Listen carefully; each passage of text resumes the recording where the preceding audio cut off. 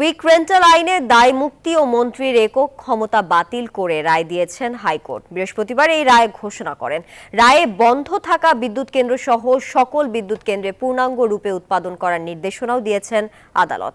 দায় মুক্তি দিয়ে করা আইন অসাংবিধানিক উল্লেখ করে আদালত বলেন, ক্রয় সংক্রান্ত বিষয়ে কোনো ব্যক্তির একক ক্ষমতা গণতান্ত্রিক দেশে থাকতে পারে না।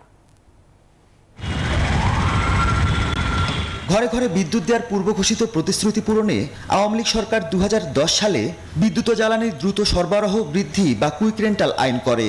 দেশি বিদেশি বিভিন্ন প্রতিষ্ঠানের কাছ থেকে বিদ্যুৎ ক্রয়ে চুক্তি করে সরকার।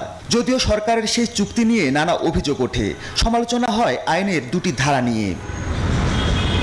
এক গবেষণায় উঠে আসে, গত 14 বছরের দরপত্র ছাড়াই বিভিন্ন চুক্তি করে আওয়ামী লীগ সরকার।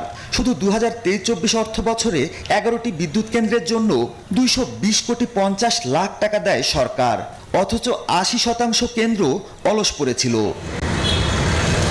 আইনের 6(2) এবং 9 ধারা অসাংবিধানিক দাবিতে করা রিটের শুনানি নিয়ে সম্প্রতি রুল জারি করেন হাইকোর্ট। সেই রুলের শুনানি নিয়ে কুইক রেন্টাল আইনে দায় মুক্তি ও মন্ত্রীর একক ক্ষমতা বাতিল করে রায় দিয়েছেন হাইকোর্ট। আদালতের এখতিয়ার, আদালতে আপনি যেতে পারবেন না, এটা কোনো এই ইন্ডেমনিটি কোনো আইন করে দিতে পারে না।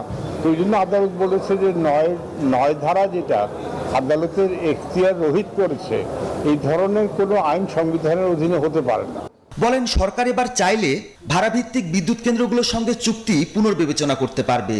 একটা 50 কোটি টাকার চুক্তি করলাম, ওনার সাথে 100 কোটি টাকার চুক্তি করলাম, আর চুক্তি বললাম যে আপনি বিদ্যুৎ উৎপাদন করেন না করেন আপনার বিদ্যুতের সব পয়সা দিব। এটা তো একটা লুটপাটের চরম একটা ব্যবস্থা, যেটাকে লুটপাটটাকে আইনি একটা ভিত্তি দিয়েছে। এখতিয়ার রহিতকরণ সংক্রান্ত এই আইনের 6(2) ধারায় বলা হয়েছে, উপধারা 1-এ যা কিছুই থাকুক না কেন, বিদ্যুৎ মন্ত্রীর সিদ্ধান্তে যে কোনো ক্রয় এবং বিনিয়োগ পরিকল্পনা গ্রহণ করবেন। মাহমুদুল হাসান, নিউজ 24, ঢাকা।